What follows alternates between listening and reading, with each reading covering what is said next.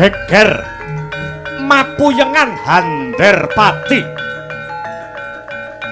saenggon-enggon pating brengok jriting rakyat kang kebak ing sesambat. Kautaman mung dadi kembang pocapan.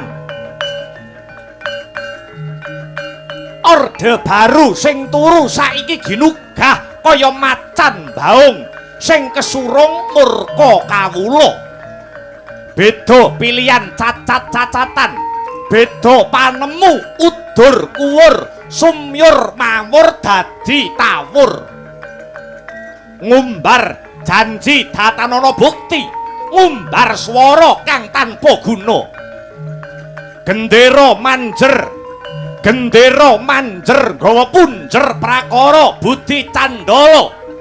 Nungsang puyang uriping kawula kaya gabah kesapuh Mbak Jaladri.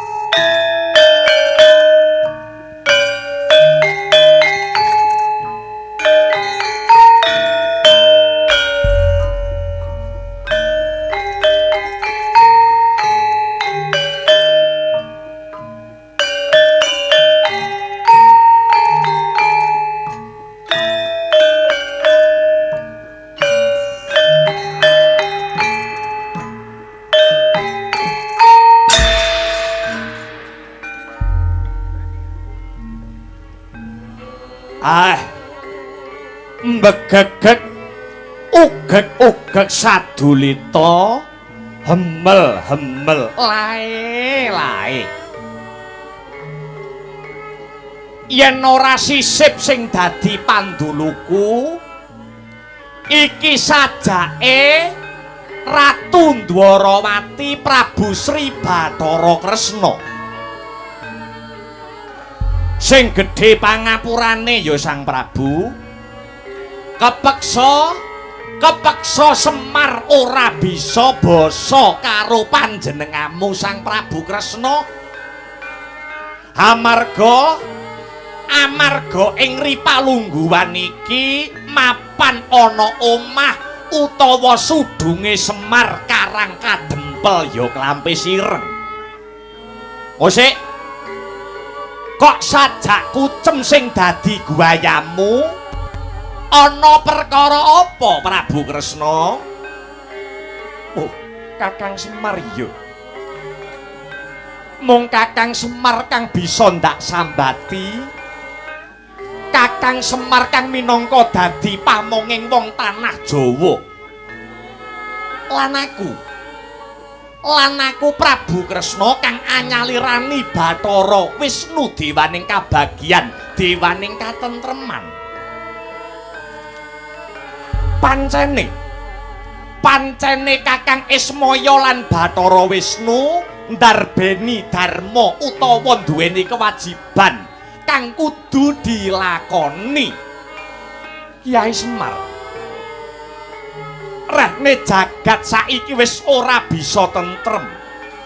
Para kawula, para bebrayan agung uripe wis ora bisa ayem. Ingsun nata ing Dwarawati Prabu Sri Bathara Kresna bakale mundhut katerangan marang Kakang Ismaya. Kepiye mungguh prayogamu Kyai? Mara gage sajarwa. Ya mung Kakang Semar kang bisa ngudari reruwet madhangake pepeteng iki Kyai.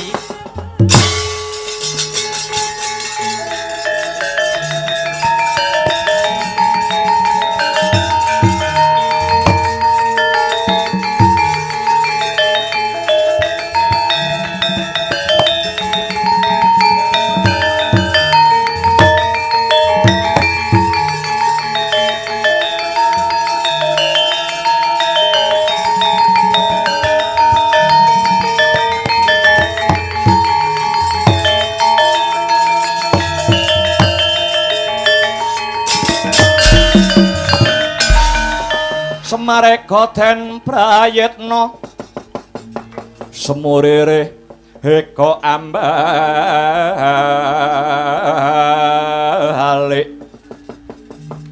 tityani gantayani wong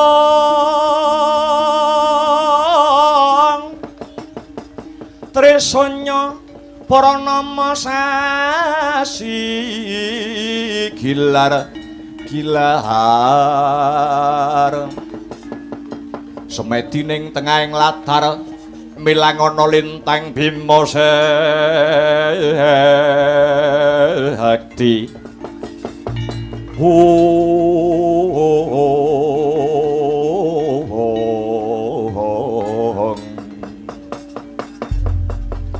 Prabu Kresna yen panjenenganmu dina iki lagi mrehatinake kahanan ana ing jagat raya iki kawruhanana Sang Prabu ana alam donya iki ana jagat padang iki wis kaperang lan pinanta-panta sing jenenge jaman sing kagelar ana jagat raya iki wis kaperang dadi 4 jaman Sang Prabu 4 jaman Kiai Semar iya lah banjur 4 jaman kuwi mau apa wae Kakang mara coba jlentrehna marang Nata Ndwarawati Prabu Sri Bathara Kresna ngene Sang Prabu jaman kaperang ana 4 sepisan sinebut jaman emas utawa jaman kemasan angka 2 sinebut jaman perak angka 3 jaman tembaga lan sing pungkasan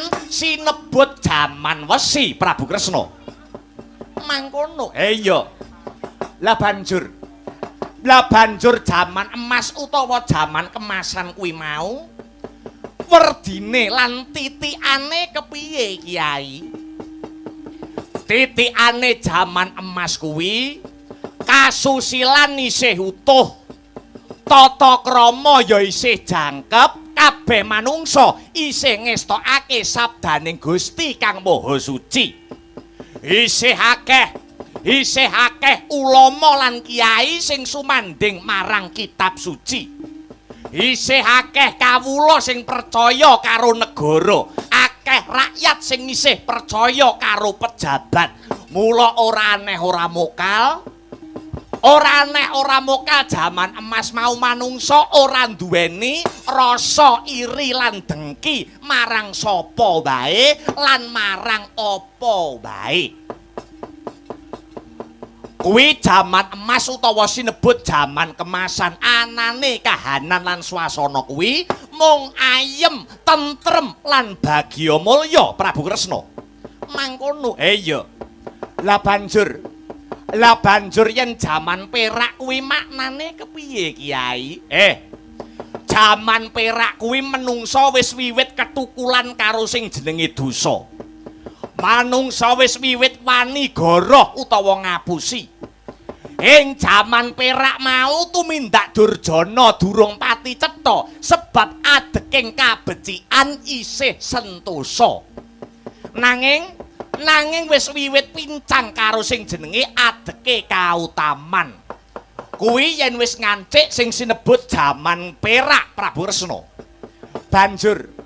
banjur sing diarani jaman tembaga kuwi tumindak utama lan tumindak angkara wis gebak padha kuwate padha digdayane janji ana piwulang suci digelar ing kono uga ana kawruh kadurakan ingkang jumedhul ketoke tumindak becik mundhak ning tumindak ala ya saya ndrebala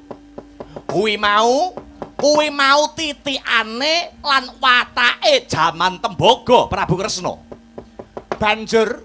banjur sing pungkasan winastan jaman wesi mau werdine kaya kepiye Kiai Ismaya jaman wesi kuwi tegese jaman bubrah jagat iki wis kebak karo dosa tata krama wis ora dienggo kasusilan mung kandhek ana pocapan Wong becik malah dicutik-cutik, wong ala malah do disubya-subya.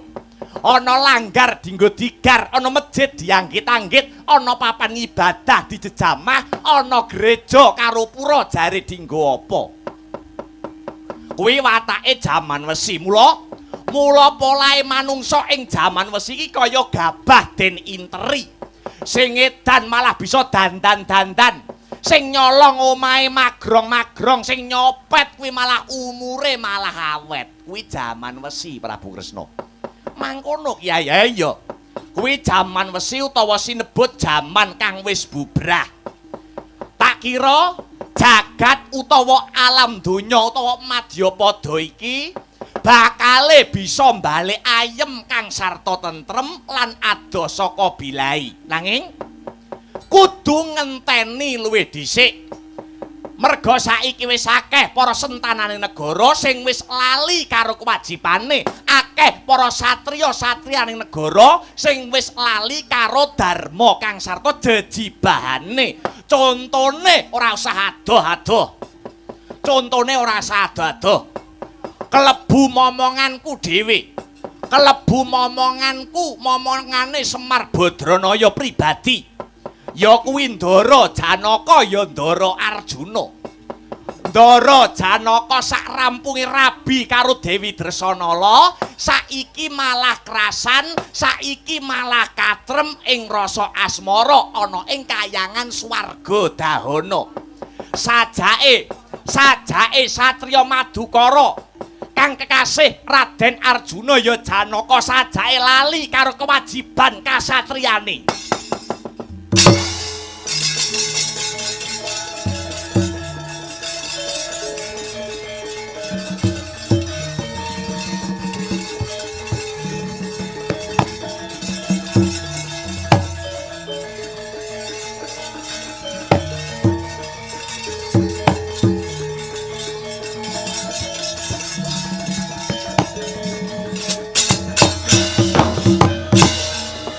Nada Kresna nang andika, duh Yayi Prabu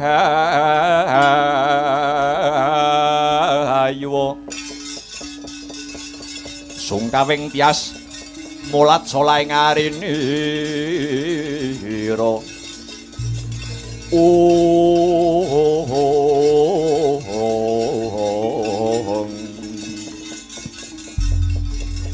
Kyai Semar Badranaya,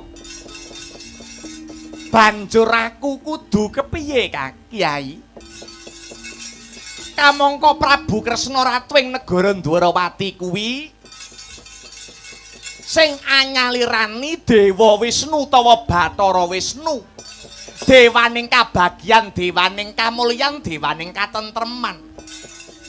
Mesti wae aku uga duweni jejibahan. Kresna duweni kewajiban kanggo srana memayu hayuning bawana iki Kyai Semar. Prabu Kresna triari kawuri utawa telung dina kepungkur.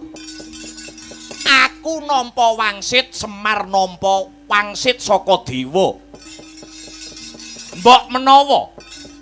Mbok menawa ora suwe maneh jagat iki bakale padhang. Ana paribasan yen petenge saya ndedet padhange mesti enggal tumeka. Nanging kudu ngenteni tumurune wiji kang sejati Prabu Kresna. Tumurune wiji sejati Kyai. Iya. Tegese wiji kang sejati kuwi donya kuwi butuh bocah nom-noman kang bisa nentremake kahanan. Donya iki butuh bocah nom-noman kang pinter, ya kuwi gawe tentrem marang swasana kang gumelar ana ing jagat raya iki. Mula ayo padha sewang-sewangan laku. Ratu Dwarawati Prabu Sri Bathara Kresna tak aturi panjenenganmu kondur ana negaramu Praja Dwarawati. Sampeyan reksa para kawula asung banyu wong kang kasatan, menehi teken wong kang kalunyon. Lah banjur Kyai Semar arep menyang endi? Aku bakal ngangklang jagat. Semar bakal ngubengi jagat raya iki paribasan munggah gunung mudhun jurang. Mapak tibane wiji kang sejati. Mapak wijine satriya satriyaning tanah Jawa.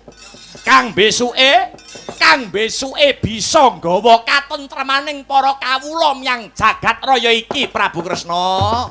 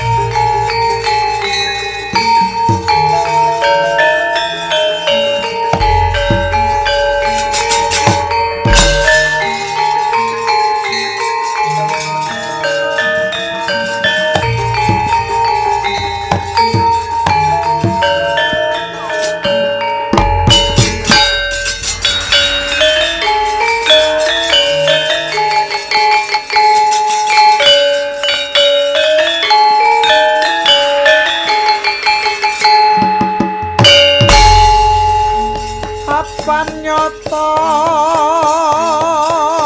sayekti datan kapurba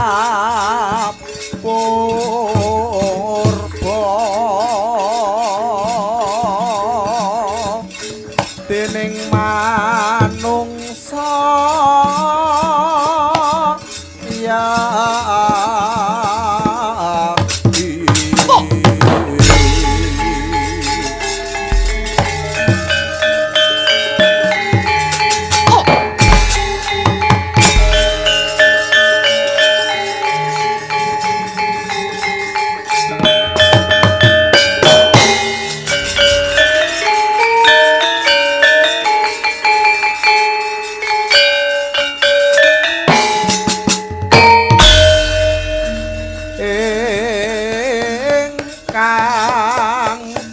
prakara godha kalawan bejo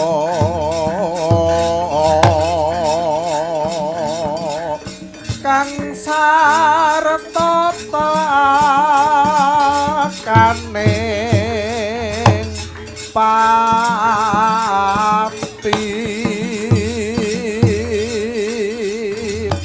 mungguh tumita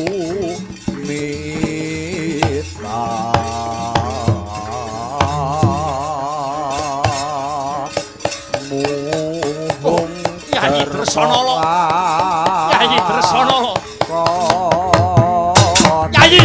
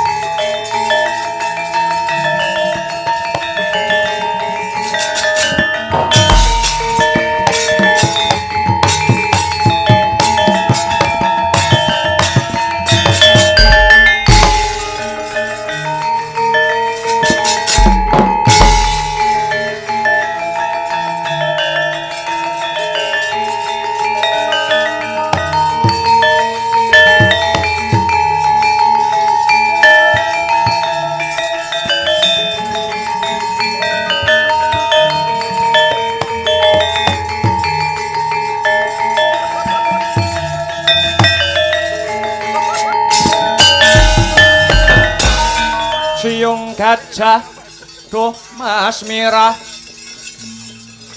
Indrajit pantunungipun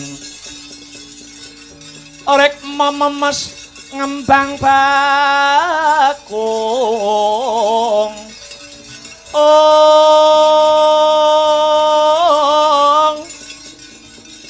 nyengker gading ngrengga jaja jarweng ranu duh wong ayu singa tirta mangsa janma baya sapa kang hanyucuk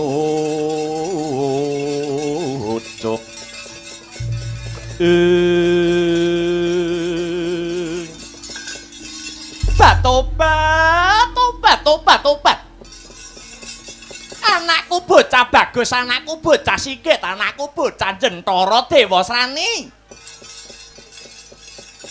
ana telung dina iki kowe kok katon gembol perkara sing ora enteng iki janjane sing mbok pikir apa to bocah bagus sing mbok pikir kuwi apa ger saka lekring netra jaiting wadana kang sarta tepunging wimbo ana babakan rasa ingkang kineker mara gage ana apa nger bocah sikit Dewasrani mara diage sambat menyang ibumu aku Bathari Durga pangmasa tunggal kayangan dandang mangure bocah bagus nuwun inggih Kanjeng Ibu pranyata leres dawuh jengandika Kanjeng Ibu Bathari Durga mbok bilih sak menika wonten ingkang kula penggalih wonten ingkang kula pikir wonten ingkang kula gagas nganti kandas nganti tekan tulusing tias wonten ingkang kula gonta nganti cetha nganti tekan jroning nala wonten ingkang kula teliti nganti permati nganti tekan jroning ati lah ya matura apa sing mbok pikirake kula bocah bagus Dewasrani mbok menawa ana reruwet ibu bisa melu-melu ngudari mbok menawa ana pepeteng ibu bisa melu madhangake bocah bagus Dewasrani yo kowe kuwi wayahe mangan ora gelem mangan wayahe turu ora gelem turu nganti awakmu pendak dina kuwi saya kuru pendak dina saya kuru pendak dina saya kuru janjane sing mbok pikir kuwi apa bocah bagus Dewasrani nuwun inggih Kanjeng Ibu matur nuwun wekdal sak mangke kula mboten menggalih babakan punapa-napa jernyatanipun bondo donya kula sampun matumpuk-tumpuk derajat pangkat inggih mboten nguciwani nanging emanipun Kanjeng Ibu emane piye bocah bagus emanipun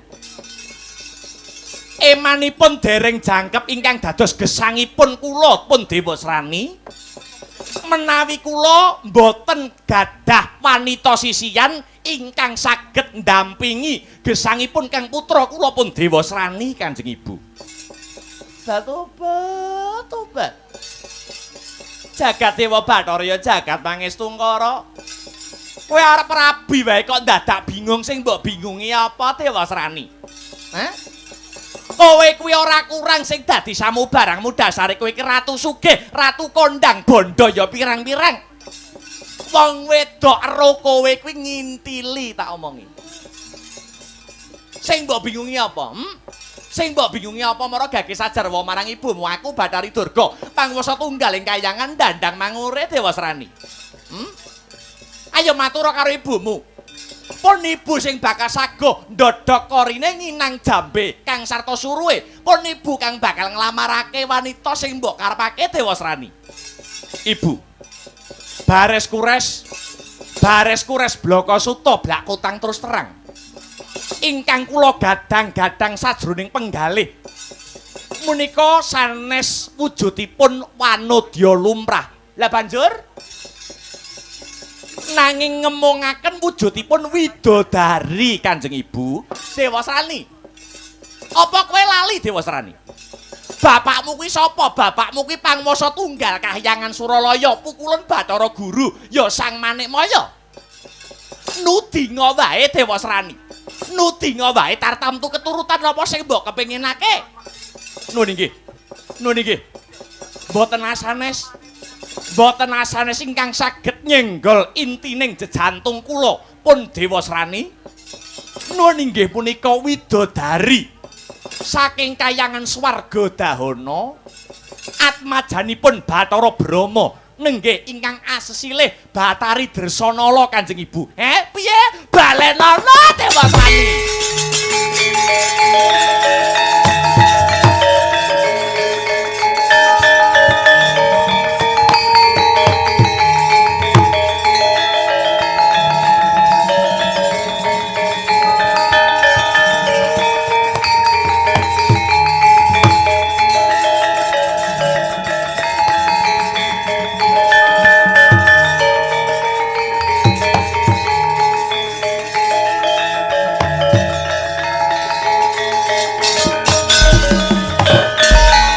Agyatare sangat perang ore nangkul ginempit kehempit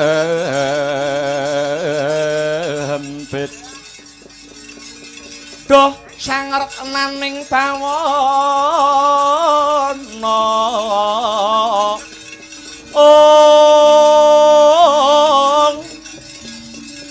ya si tukang malang ati ya si tukang ngenesing tias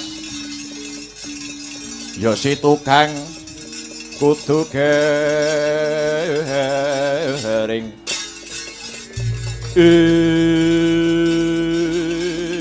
aja ngamur aja ngamu-ngamu gawar kowe bocah bagus. Dewasrani widodari kayangan kuwi pirang-pirang, widodari kayangan kuwi akeh, kenang apa kok kowe milih sing wis duwe bojo? Kenang apa kok kowe milih sing wis duwe pasangan apa ora kulak pawarta adol pangrungu kalamun to? Widodari kayangan swarga dahana ya kuwi Sidresanala kuwi wis duweni bojo, wis duweni pasangan ora ana liya ya kuwi Panengah Pandhawa Satya Madukara sing jenenge Janaka. Apa kowe ora kulak pawarta adol pangrungu, apa kowe ora krungu kabar kuwi Dewasrani? Nun nggih, sampun, kula niku sampun ngertos, kula niku sampun paham. Bilih Dresanala ingkang kula tresnani menika sampun gadah garwa, menika sampun gadah pacangan. Nuwun inggih menika satriya Panengah Pandhawa, nuwun inggih pun Janaka. Nyatane kowe ya mudeng. Kenang apa kok kowe milih sing wis duwe bojo? Kuwi jenenge ngrusak pagerayu, nyures terus ijo. Paham apa ora kowe iki? Nanging Kanjeng Ibu, nanging ati kula sampun boten kenging dipun goroi malih. Kula tresna kalian pun Dresanala Kanjeng Ibu. Kowe kuwi nyawanga githokmu, ngono. Bojone Dresanala kuwi sapa? Bojone Dresanala kuwi Panengah Pandhawa satriya Madukara sing jenenge Janaka ya Arjuna. Ambak kowe iki ratu, kowe iki mung ratu cilik. Beda karo Janaka, senajan to Janaka kuwi mung jinejer dadi satriya, nanging duwe gelar lelananging jagat lancuring Madyapada. Kowe kuwi dibandingke karo Janaka kalah samubarangmu Dewasrani. Aja nekat, tak omongi aja nekat. Wis tak awer-aweri ngarep sik, aja nekat. Timbang lara sing dadi atimu. Nuwun inggih. Mboten Kanjeng Ibu mboten. Sampun bunder, sampun golong, sampun geleng kang sarta gilik ingkang dados tekadipun pun Dewasrani. Kamangka anggen kula tresnani nuwun inggih pun Dresanala sampun lahir terus ing batin. Kepara menawi kula mboten kelakon sesandingan kalian Dresanala luwih becik kula entengaken pejah kula. Aja Dewasrani, aja.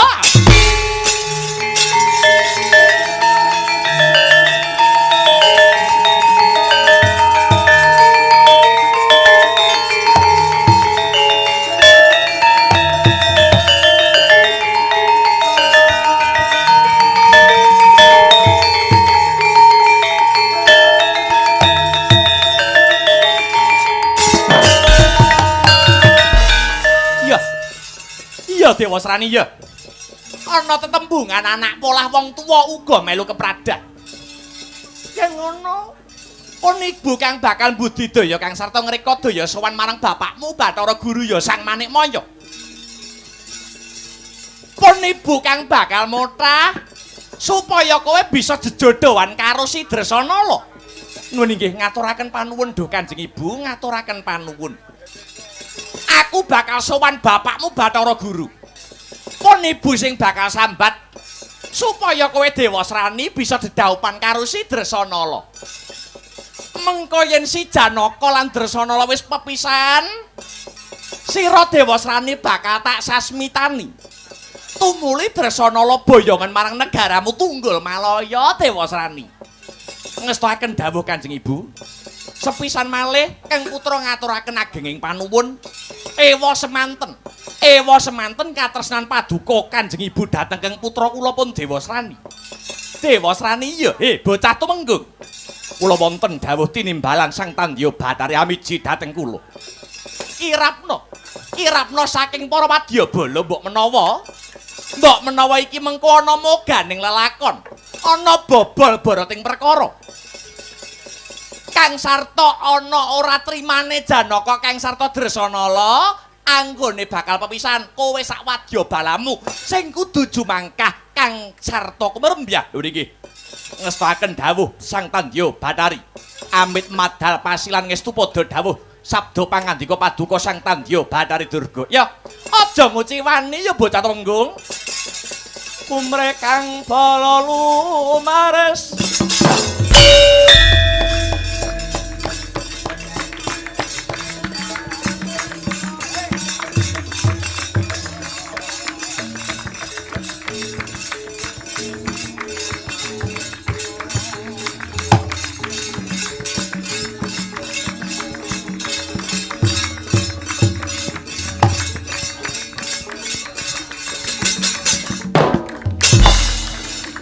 busanane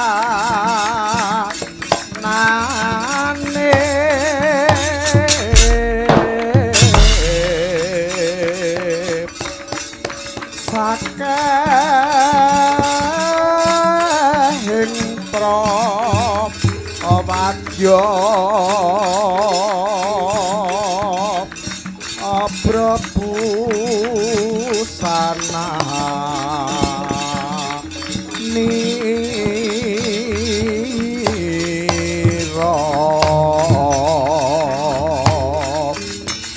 swarane rame gumuruh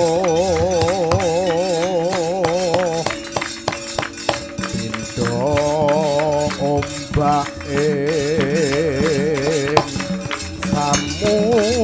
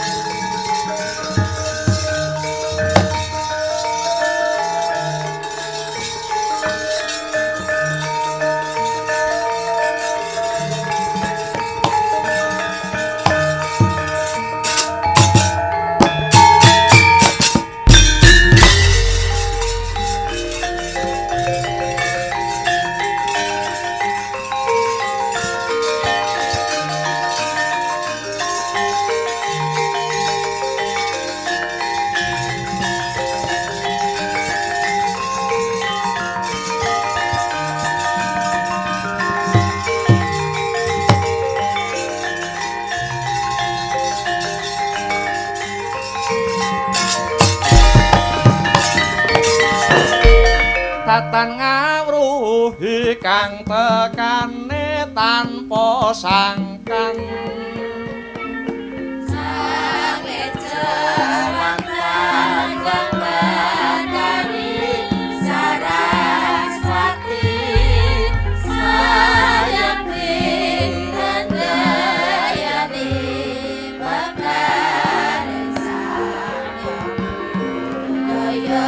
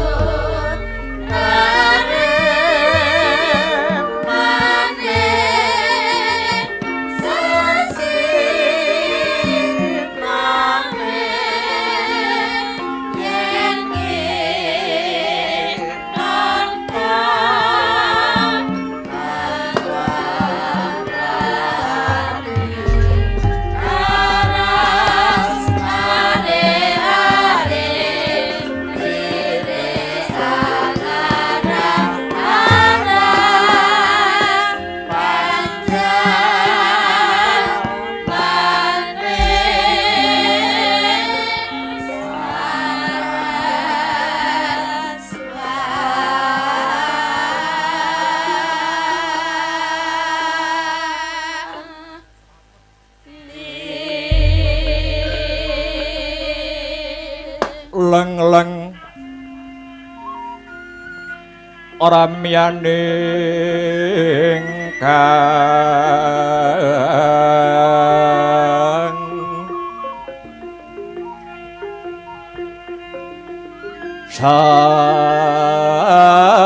sasangka kumenyar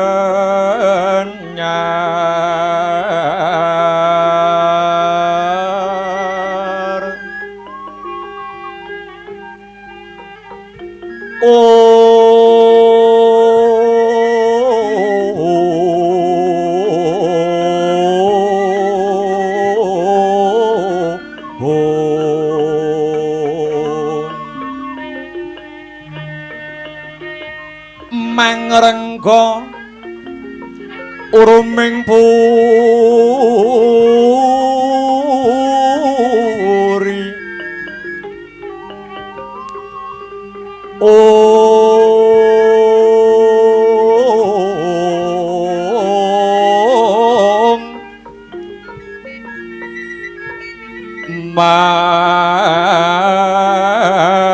mangkin tanpa siring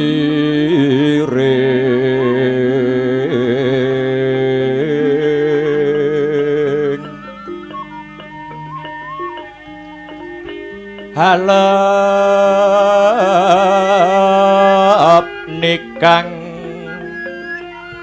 umah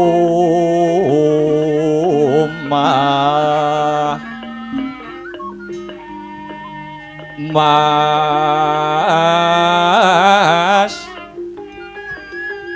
lir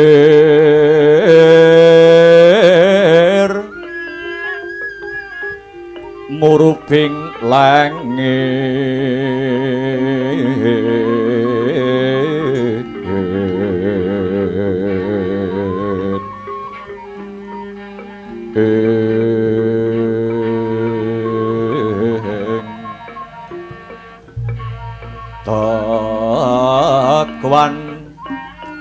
sarwa mahane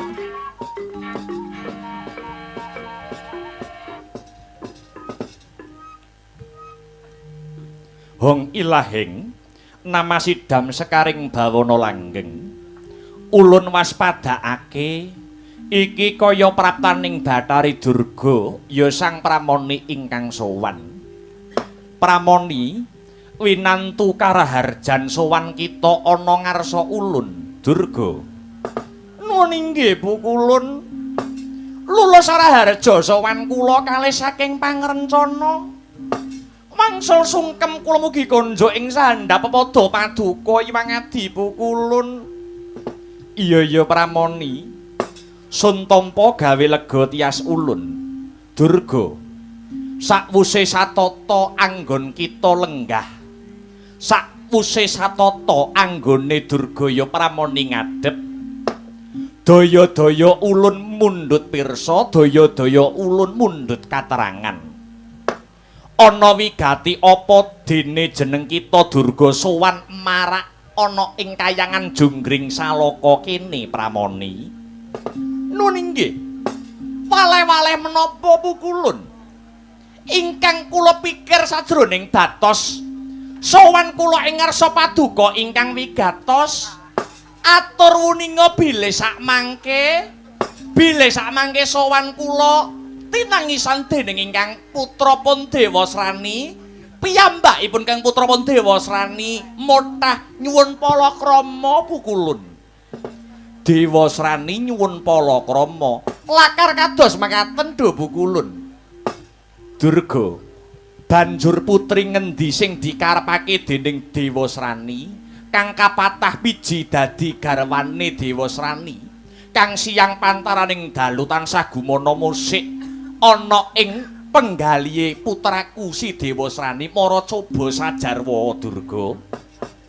Pukulun ingkang tansah gumana musik sajroning wewayanganipun kang putra kula pun Dewasrani mboten wonten sanes yoganipun Pukulun Bathara Brahma ingkang nami Bathari Dresanala Pukulun. Pramara reh mangosomya ngambrengeng kadikaronaning kaswahasih ring marga Hemalatgung resang gandha wastrat maca lengleng lalu manguladi surya mangrangsang wayah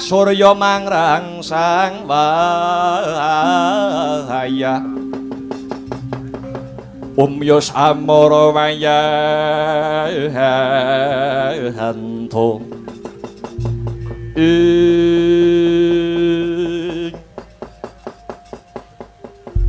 iya jagat Dewa Bathara ya jagat Pramudita Pramoni Durga wonten dawuh Pukulun sadurunge kita matur akeh-akeh luwih dhisik ulun bakal paring roh marang jeneng kita. Waktu dina iki Dresanala wis ora katon pupur lamat gelung malang utawa ora katon randha lan prawan. Awit Dresanala wis jinatukrama dening panengah Pandhawa ya kuwi si Harjuna utawa Janaka Durga. Punten dalem sewu Pukulun. Perkawis menika estunipun anak kula inggih sampun mangertos. Ugi mboten kirang-kirang anggen kula nuturi dhateng ingkang putra. Namung nyatanipun tutur ketawur boten saged ngguguraken pikajengipun pun Dewasrani Pukulun. Kepara Dewasrani sampun patembaya mboten badhe palakrama menawi mboten kaliyan Dresanala Pukulun. Inggih labet saking putri manah kula Paripaksa kula sambat paduka Hyang Adipu kulun Dapu kulun. Kula namung borongaken wonten ngarsa paduka Hyang Adipu kulun. Kados pundi murih kasembadaning sedya ingkang putra Dewa Srani kala wau pukulun. Durga kula wonten dawuh. Ewuh aya anggonku minangkani sabab apa? Awit iku wanita wis ana kang mengku, kepiye lan nganggo cara apa? Kepiye lan nganggo cara apa anggon ulun bakal minangkani panyuwun kita mau Durga pukulun. Menawi paduka lair batos anggenipun mikir dhateng ingkang putra, kula kinten boten badhe sinung rekaos. Sabab menapa? Awet paduka menika tetungguling para dewa. Paduka ingkang menang ngasta panguwasa tunggal ing kayangan mriki. Kanthi wewenang paduka ingkang semanten kala wau ki kula kinten mboten badhe angel misaken Dresanala saking tanganipun Janaka pukulun. Paduka kantun paring dawuh dhateng Bathara Brahma supados misaken katresnanipun Dresanala lan Janaka. Mesti kemawon Bathara Brahma mboten badhe suwala pukulun. Ya aja banjur mangkono Durga. Kuwi tegese tumindak kang ora bener. Mbok coba diripih maneh. Mbok menawa Dewa Srani gelem garwa sakliyane Dresanala Durga. Sampun kula ripih wangsul wangsul Dapu kulun. Namung puga mboten purun. Mila sepisan malih mangsa barang anggen paduka paring melas dhateng ingkang putra pun Dewa Srani pukulun. Kepiye Durga? Abot nggon ulun minangkani panyuwun kita pramoni.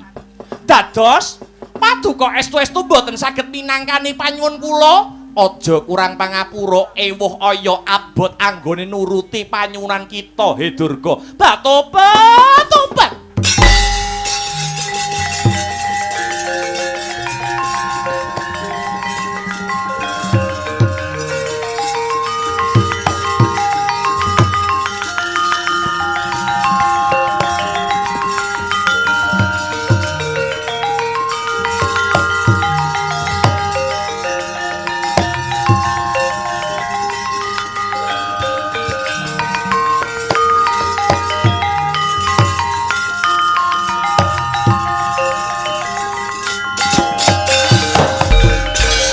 Lang-langing driya mangu-mangu mangun kung kanduhan rimang lerena tanpa kanin lir lena tanpa kanin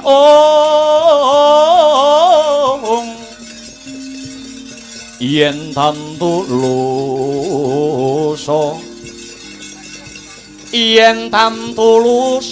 mengko sang Dyah Utama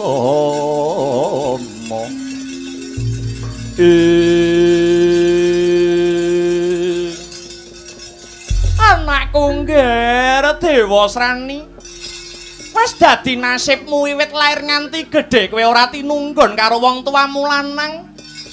Bapakmu mung doyan angkane ning Mogupak pulute ya cah bagus. Dewa Srani, kowe aja ngaya-wara ngaku anak ratu ning dewa.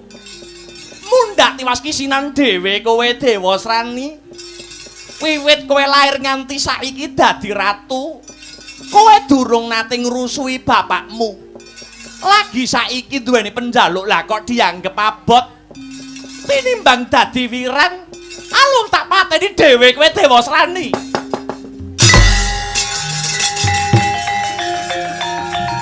Durga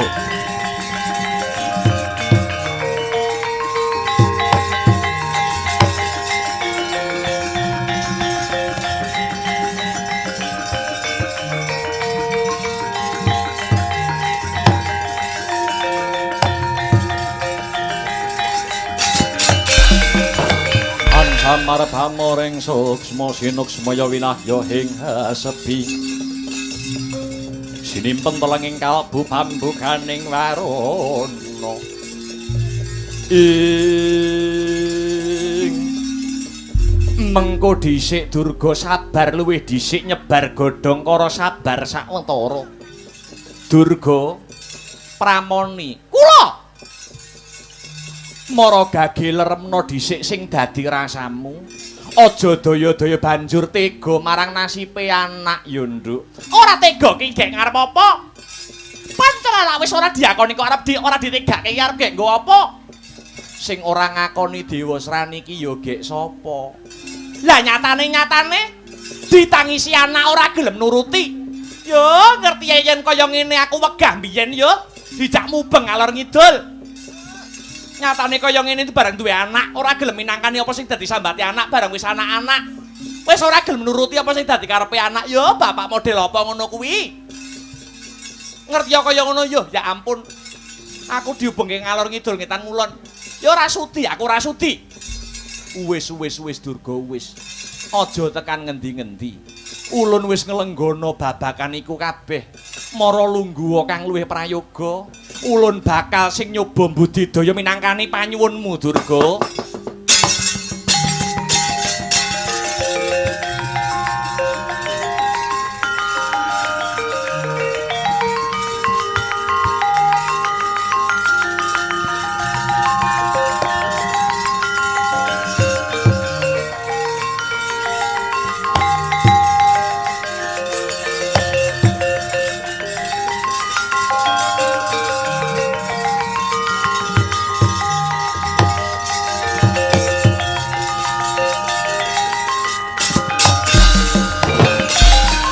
Dados paduka saged minangkani pamothaipun keng putra Pandhawa Srani.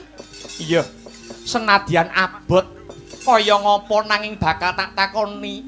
Kang sarta bakal tak andhemi ketang gedhe tresnaku marang si Dewa Srani. Matur nuwun pukulun, matur nuwun. Matur nuwun saderengipun dhuwur pukulun prasajan kemawon.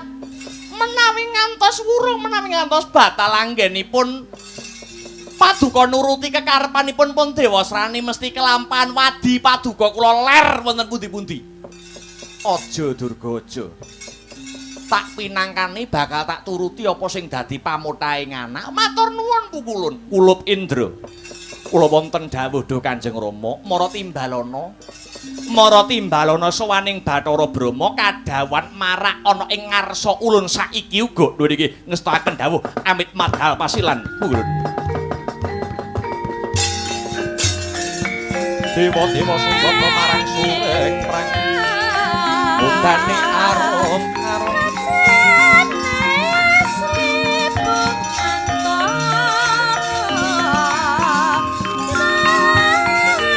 ngendan weng liat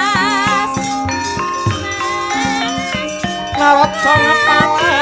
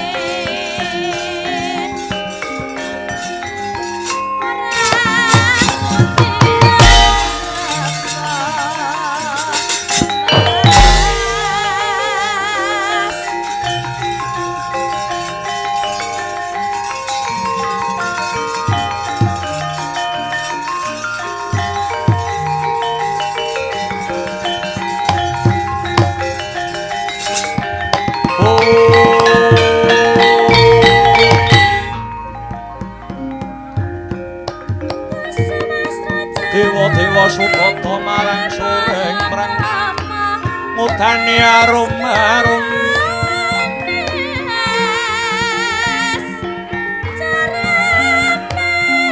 ngendan wing awiyat narada ngepalani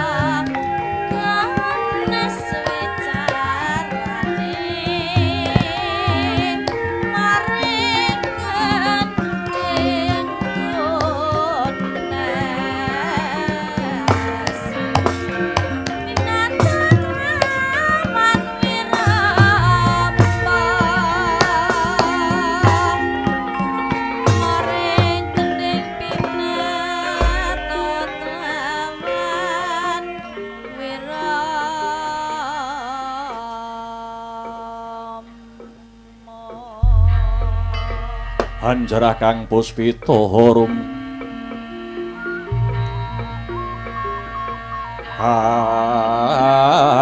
hasiliring samirana mrek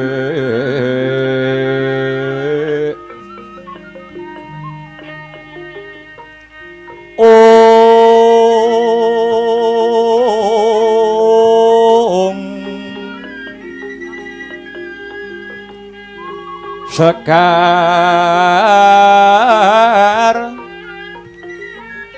kadung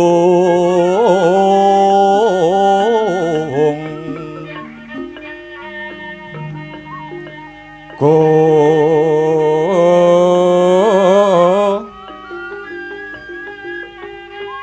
ngas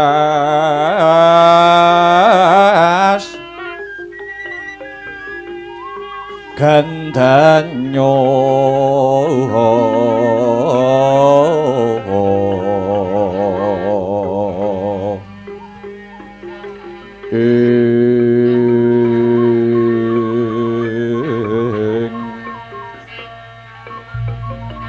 maweh raras renaning driya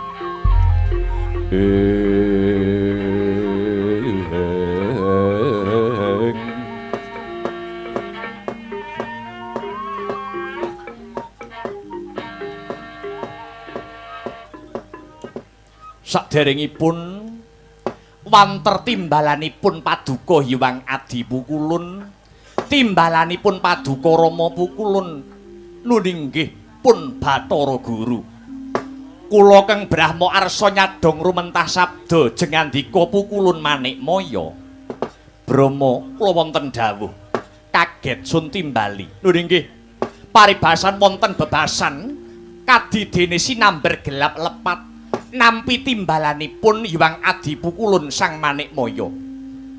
Sakmenika kula sampun marak sowan keng putrapun Bathara Brahma Arsa ngangklungaken jangga nilingaken karna nengga rumentah sabda sabdanipun Pukulun Manikmaya. Brahma, kula wonten dawuh.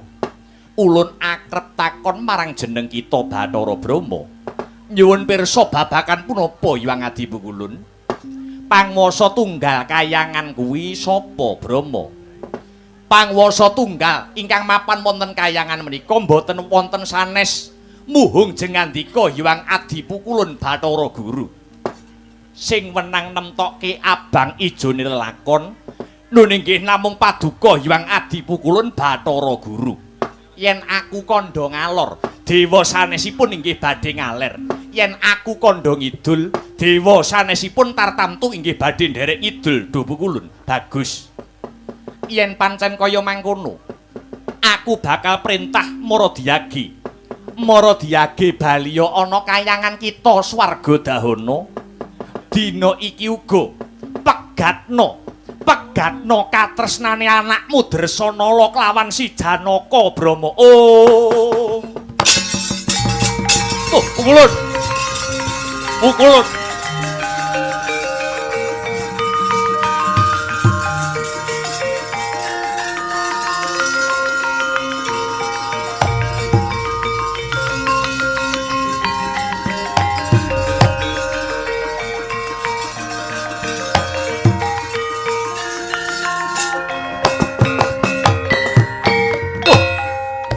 Jagat Dewa Bathara ya jagat pangestungkara. Kadidene sinamber gelap raos kula do Pukulun. Kenging menapa? Kenging menapa paduka Pukulun ngendika mbok menawi kula kedah misah katresnanipun Janaka kalian putra kula pun Dresanala. Kamangka sakmangke Dresanala sampun ngandhut wujudipun jejabang bayi. Nyuwun pangapunten, awrat anggen kula nglampahi jejibahan punika dawuh kulun Brama. Ing sekawit kita wis ngucap dhewe bakal nindakake apa kang dadi dawuh ulun. Kenang apa? Kenang apa kok sak mengko kita mbadal dawuh ulun. Eling Brama, lati pakarti kudu nyawiji. Apa maneh sing paring perintah ora ana liya pangmasa tunggal Kahyangan Suralaya. Yen sira mbadal dawuh ulun, apa kira-kira kowe kuat nampa siku denda saka Bathara Guru Brama?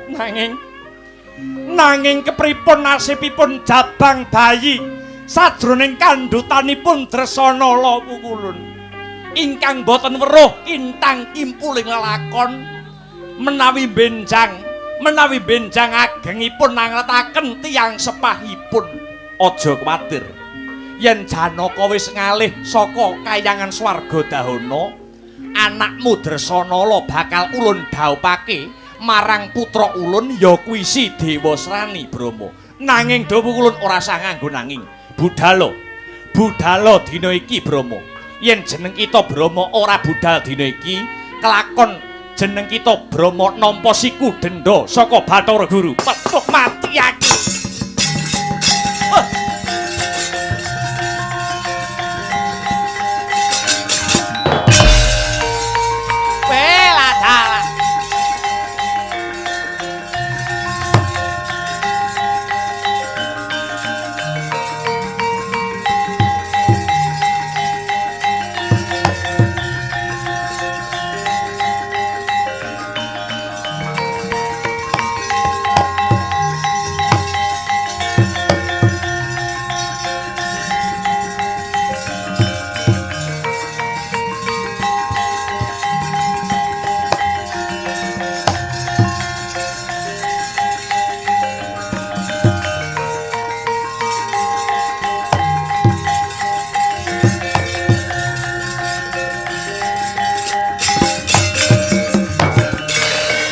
Dewa Sugata marang sureng perang ngudani aroman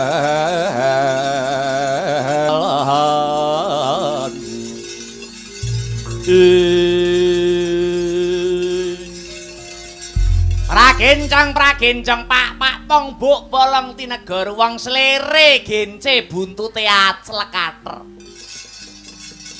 Adi Guru wonten dawuh Kakang. Pripun panjenengan kok ngaten niku pripun? Menawi paduka badhe misahke katresnane Janaka lan Dresanala, ateges wonten paribasan idu dinilat malih. Si Janaka lan Dresanala dhawuh menika awit saking perintah paduka. Mongko kula sampun mireng pekabaran yen to sakmenika Dresanala sampun ngandhut wujudipun jejabang bayi. Woh ing katresnan antarane Janaka lan Dresanala. Lah kok sakmenika badhe dipun pisahaken katresnaning Dresanala menika kados pundi nalaripun Pukulun? Kakang Narada, sedaya pernatan menika kula ingkang damel. Menawi wonten awonipun Kahyangan sanes Kakang Narada ingkang dados awonipun Kahyangan sanes Kakang Narada ingkang dados parantutuwan, nanging mesti ulun ingkang tinempuan. Mila sedaya kedah sak takon ulun boten kenging badal dawuh ulun. Lho, ning ya aja ngono ta.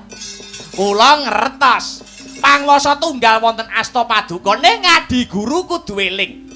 Paduka ndapuk para dewa dados nayaka menika kadhawuhan menapa? Menapa namung kadhawuhan ngamini tumindak paduka ingkang suwenang-wenang menika? Kula kadhapuk dados mantri muka menika kejawi mbantu jejibahan paduka. Kula inggih kadhawan ngemutaken bilih paduka menika kesupen kinen ngleresaken menawi paduka menika tumindak lepat. Kakang Narada, Dewasrani menika putra ulun. Napa kula klentu menawi kula nglabuhi marang anak? Lho, ora kleru. Wong nglabuhi nyang anak kok kleru ki piye to? Kenging menapa Kakang Narada nyentulani pikajeng ulun? Kedahipun Kakang Narada emut wonten tetembungan anak polah bapa kepradah. Wong tuwa kena mradahi nyang polahe anak ning ya ditonton dhisik polahe mau kaya ngapa. Yen polahe iso ngarumke asmane wong tuwa wajib mradahi. Ning nek polai anak gaweku cem saged netelke jabatane wong tuwa, ya kudu dielingke to. Ora kok kudu diujoke mawon niku mboten Adi Guru. Wis akeh kedadean. Wong tuwa tetel pangkate ilang jabatane merosot derajate, banger jenenge mung sabab nglabuhi anak sing ora bener tumindake. Paduka kedaeling, Adi Guru kudu imut. Ratuning para dewa menika wonten asta paduka tumindake kedah adil Adi Guru, kedah adil. Sedaya kedah dipun penggalih. Lekas paduka menika lepat awit badhe misahke tiyang jejodohan mung nuruti kareping anak lan bojo. Bathara Guru ratune dewa paring dawuh boten kenging wola-wali menawi Kakang Narada boten sarujuk kalian pikajeng ulun, Kakang Narada saged ninggalaken kayangan. Bela salah.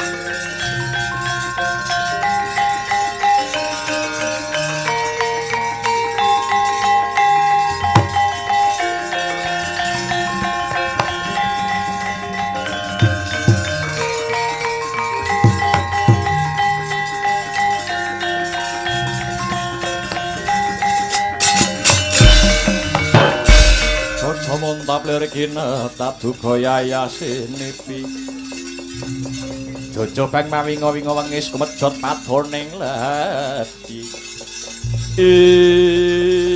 Ya jagat ya dewa ya Bathara. Adi Guru. Hukum wonten alam donya niku wonten cacah sekawan. Siji hukum adat, loro hukum kodrat, telu hukum negara, papat hukum karma utawi hukum dharma. Hukum adat ana desa nganake syukuran syarate kudu mujuti sesaji ingkung kebo gandeng desa kono ora kuat tuku kebo kena disiasati, kena diseranani tuntut gedang disikili papat diwenehi suwu niku pun muni kebo danyange ya ora kenyih. Niku sing jenenge angka sepisan, niku sing jenenge hukum adat. Angka loro. Angka loro nuwun inggih menika hukum kodrat. Srengenge niku panas ning kena diseranani gawe payung utawa capil. Kaping 3 sinebut hukum negara. Niki nggih kena diseranani. Watone duwe dhuwit akeh, hukum niku kena dienggak-enggokke sakarepe udele dhewe. Nanging sing pungkasan sinebut hukum karma utawi hukum dharma. Niku kume tumindak sapa nandur bakal ngunduh, utang bakal nyaur nyilih, balekake sing gawe bakal nganggo. Ing ngatasé aku mung rekoso mikir, beteke mung mikirake lah kok ngetokke siunge dupeh lagi dadi panguwasa. Panguwasa kinarya gada.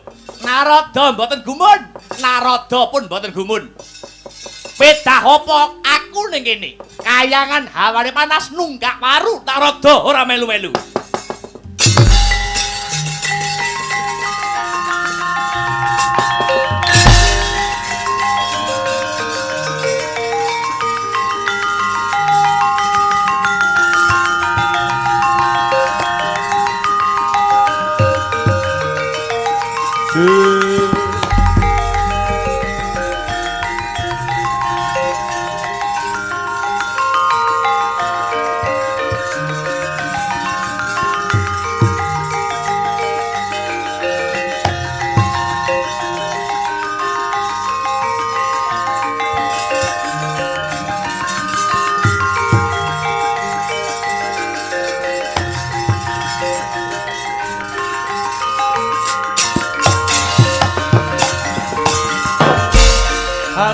Tora-tora miturut Hanojo marah mring Gusti dene sidi menyang utama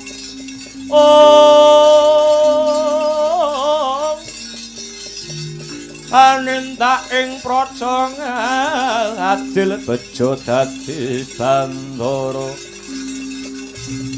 Urina repan mring pro hati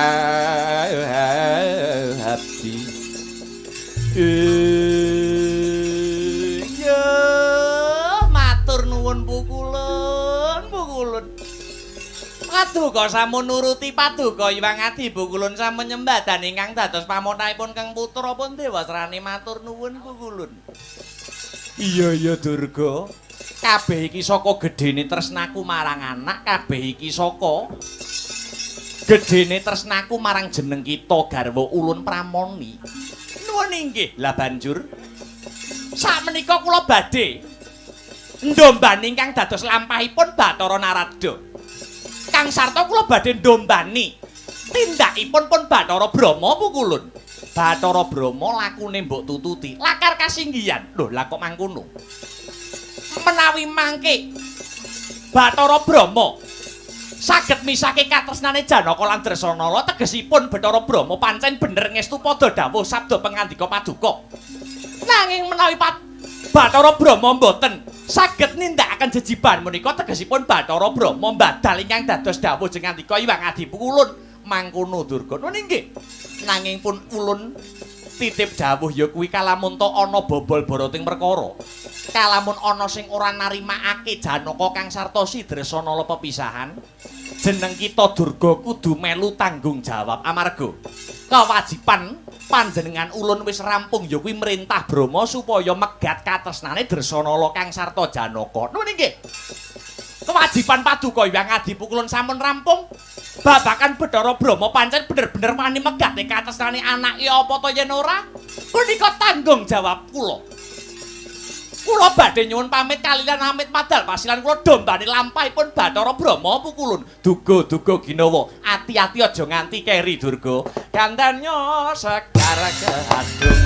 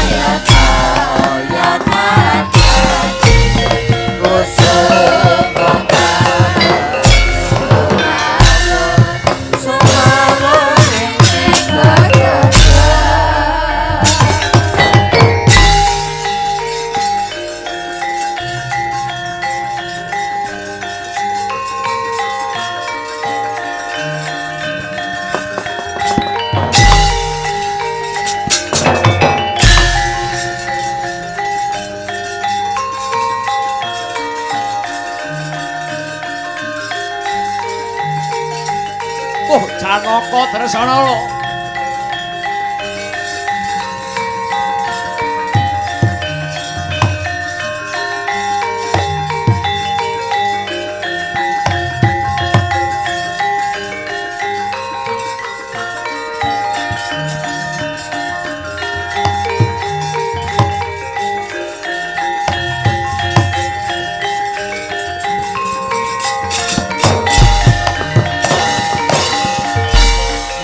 Gandhining gumu salami mong awasiling eling lukitaning alam eling lukitaning alam padha mati aku pancene bener apa sing dadi dawuhe para sarjana ingkang sujaning budi manungsa kuwi yen wis kapentok lelakon pancene kudu milih ing antaraning siji Ya kuwi milih ngeboti katresnan apa ngeboti karo sing jenenge kewajiban. Kalamun aku Bathara Brama ngeboti katresnan, aku ngeboti karo anakku Dresanala. Tegese aku mbadal sing dadi dawuh panguwasa tunggal Sang Manikmaya. Iki mengko ora wurunga sisip sembire luput katuranggane. Bathara Brama bakal nampa siku denda saka Bathara Guru. Nanging yen to Bathara Brama ngeboti kewajiban, Brama kudu bisa tegel tega misahke katresnane anakku Dresanala kang wis mbobot kelawan si Janaka ya. Senadyan abot sing dadi kewajibanku kaya wong mikul bumi. Nanging dikaya ngopo lan kepiye bakal tak lakoni Janaka? Janaka lan anakku Dresanala pun Rama sing sowan Cah Bagus Cahayu.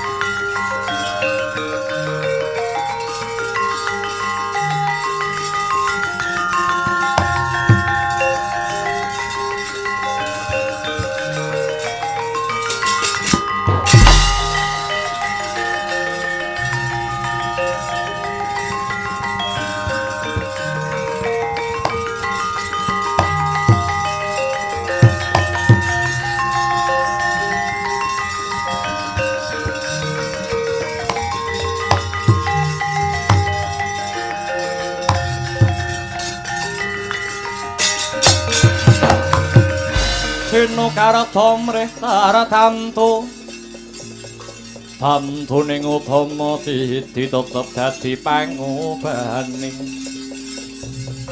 tetep dadi pangobaning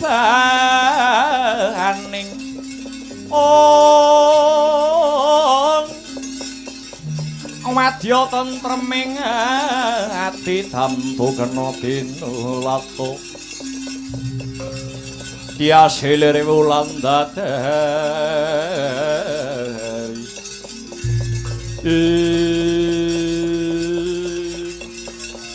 menawi mboten sisiping pamawas punika ingkang sampun rawuh wonten kahyangan swarga dahulu Kanjeng Rama pukulun Bathara Brama mboten langkung sembah pangabekti kula konjuk wonten sandhap pepodo paduka Kanjeng Rama. Ya.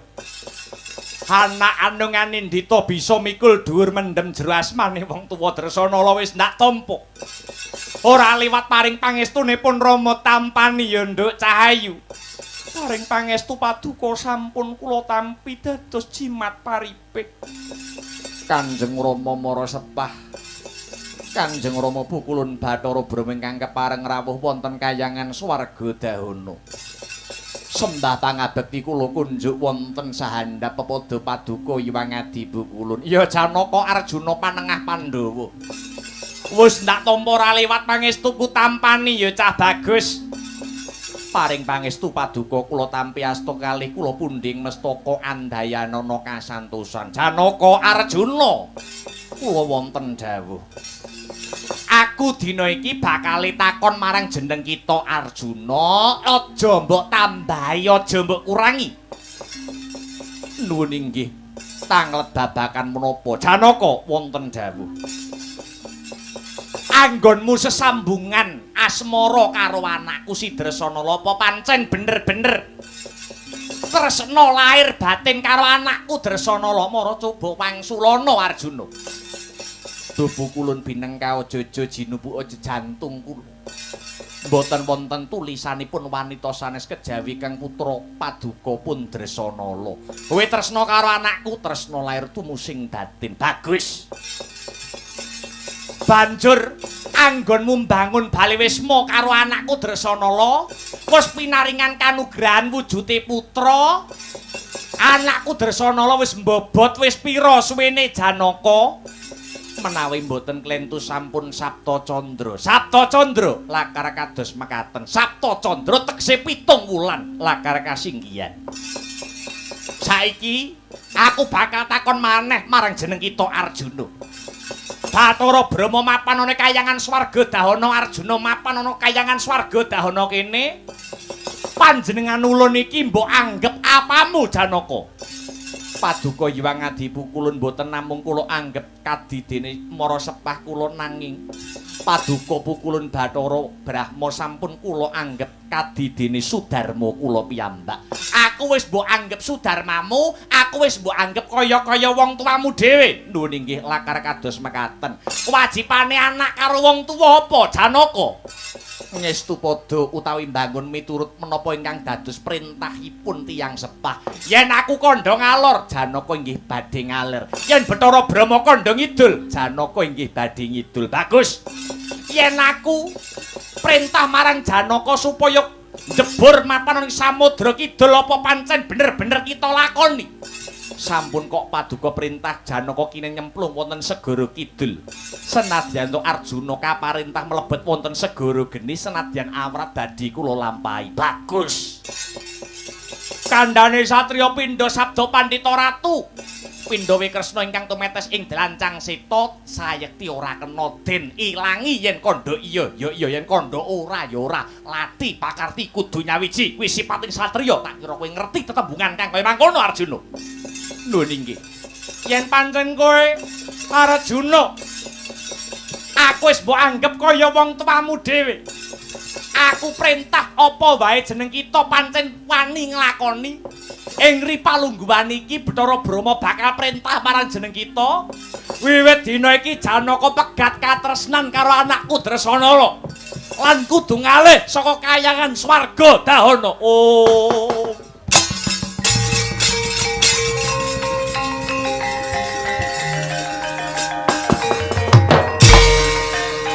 Pangeran. Dresanala. Dresanala.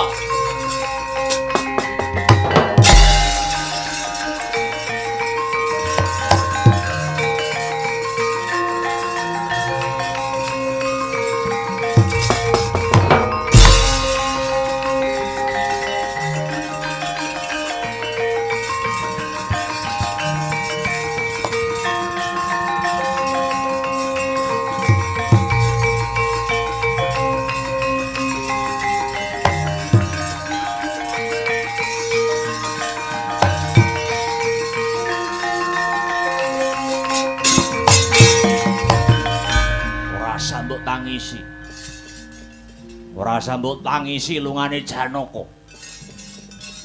Mula wit biyen-biyen janjane aku ora setuju yen kowe rabi karo Janaka. Janaka kuwi wong lanang sing irunge lorek. Hidung belang. Menapa paduka mboten mangerteni menawi kula sampun ngandhut wujudipun jejabang bayi? Aja kuwatir Cahayu. Aja kuwatir Dresanala. Sak lungane Janaka ana wong lanang liya sing bakal nampa kowe apa anane.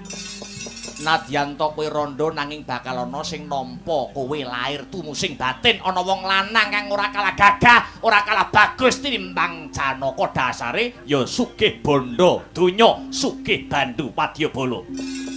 Ya kuwi ora ana liya putrane Bathara Guru lan Bathari Durga. Jenenge Si Dewasrani. Ya Si Dewasrani kang bakal ganteni Janaka lan bakal ngayomi si Dresanala. Ora sudi, ora sudi.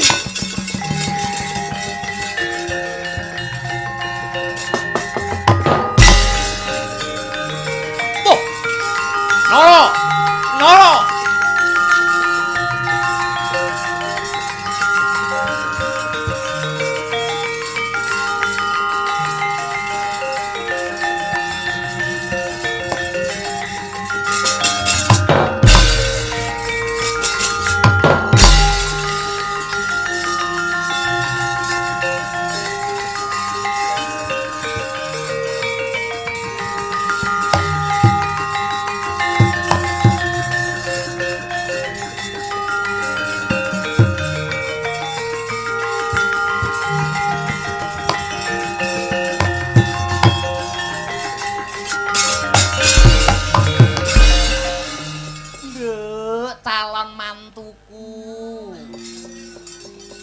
Dresanala.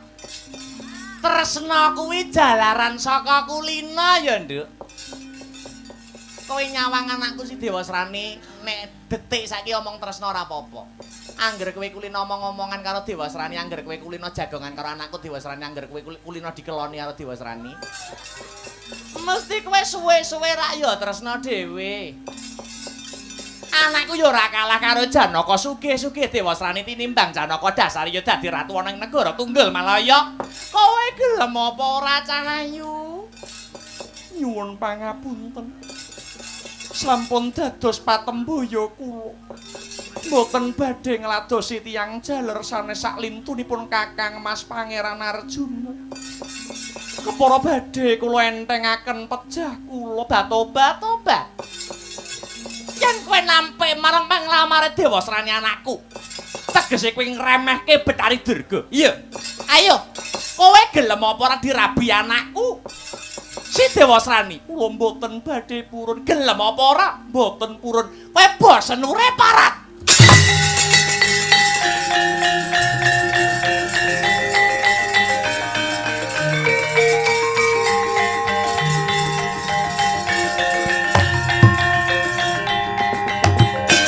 Ayo, kowe gelem rabi karo anakku Dewasrani apa ora?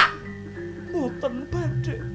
Kula sampun setya bekti patembaya mboten badhe ngladosi tiyang jaler sanes kejawi muhung Pangeran Janaka. Piangsat kowe!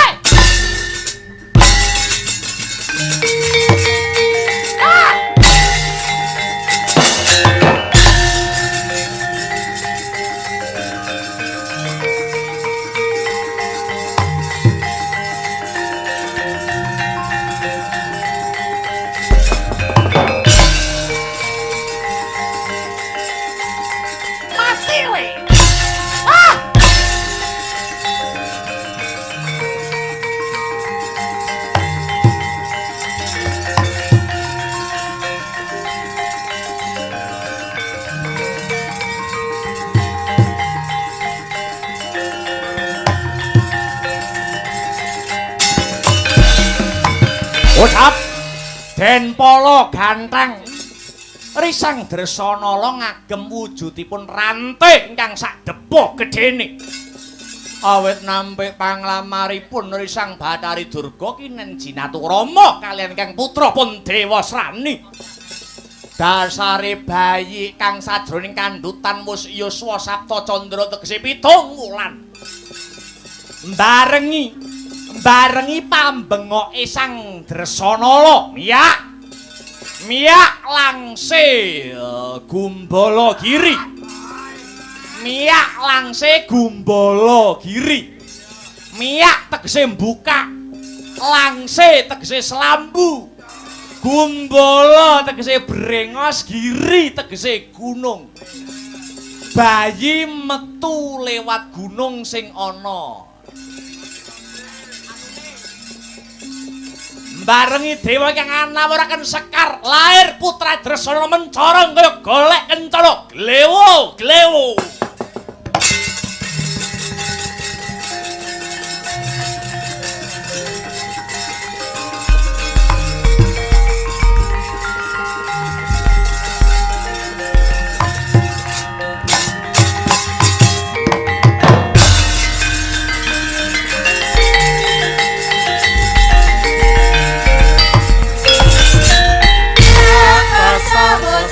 Dewasrani damari bojomu Dresanala Dewasrani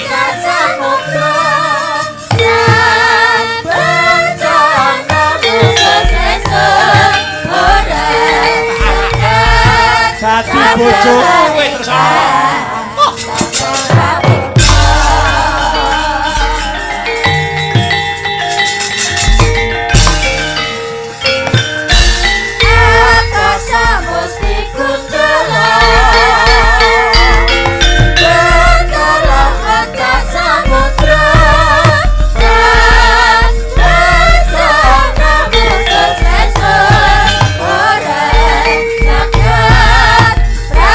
Bye.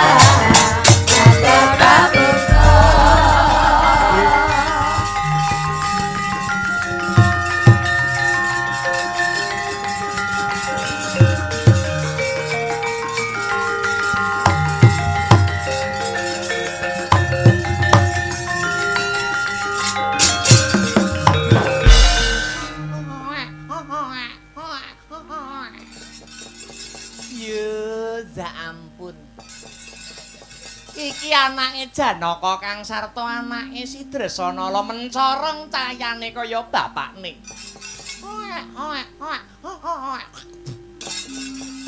Lho iso ngidu barang. Yo. Anake Janaka kang sarta Dresanala metu lanang. Yo ya ampun lagi bayi kok ya wis tukul. Yen kowe besok gedemu, tak kira bakal bebayani tumrap anakku si Dewasrani bakal tak pateni kowe.